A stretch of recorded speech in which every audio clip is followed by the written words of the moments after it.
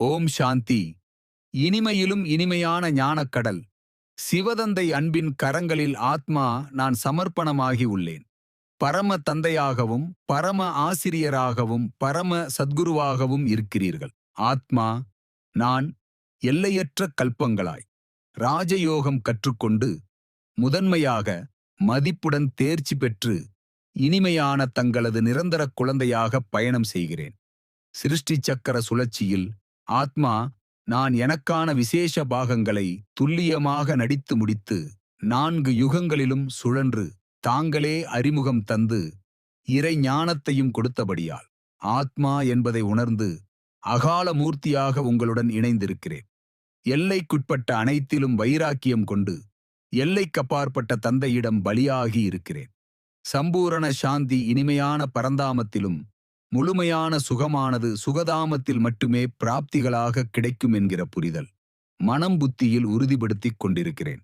பாபாவிடமிருந்து முக்தி ஜீவன் முக்தி பிராப்திகளை ஈஸ்வரிய குல வாரிசாக புருஷார்த்தத்தின் மூலம் கிடைக்கப் பெற்றுக் கொண்டிருக்கின்றேன்.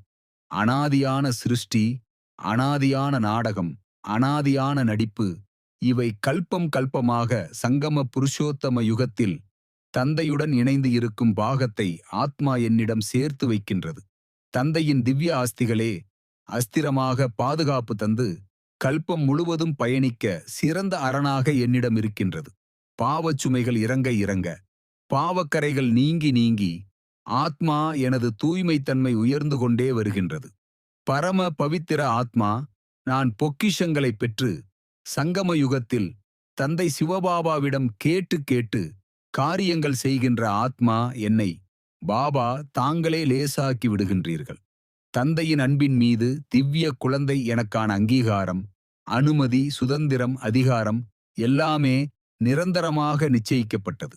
ஆத்மா எனது பூரண இனிமைத்தன்மைகளும் ஈஸ்வரிய குல பிறப்புரிமையாக சர்வ சக்திவான் சிவபாபாவால் அளிக்கப்பட்டிருக்கும் எனது உரிமையான மகா பிரசாதம். நிமித்தமான கருவியாக சிவபாபாவால் நியமிக்கப்பட்டிருக்கும் ஆத்மா நான். எனது சுய முன்னேற்றம், பரிவர்த்தனை, ஆத்மா கொண்டிருக்கும் சுப பாவனைகள், சுப விருப்பங்கள், சுப சங்கல்பங்கள், பணிவான அன்புடன் இணைந்த நடத்தைகள் அனைத்தையும் ஆதாரமாக கொண்டு சூழல்கின்றது. சக்திகளை, முக்தி ஜீவன் முக்தி பொக்கிஷங்களை எல்லையற்றதாக பெற்றிருக்கிறேன். அன்பே சிவமாக, சிவமே அன்பாக குழந்தை என்னை தனது நிரந்தர அரவணைப்பில் வைத்துக்கொண்டு தனது எல்லையற்ற அன்பின் மடியை எனது நிலையான அமைதி கொள்ளும் ஸ்தானமாக்கி தந்து கொண்டே இருக்கும் சிவத்தந்தைக்கு நன்றிகளும் அன்பின் வணக்கங்களும். நல்லது. மன்மனாபவ. தன்னை ஆத்மா என உணர்ந்து ஆத்மாவின் தந்தையான பரமாத்மாவை அன்போடு நினைவு செய்தால் ஆத்மாவில் இருக்கும் 63 ஜென்மங்களின் பாவ கர்மங்கள் அழிந்து போகின்றன. ஓம் சாந்தி.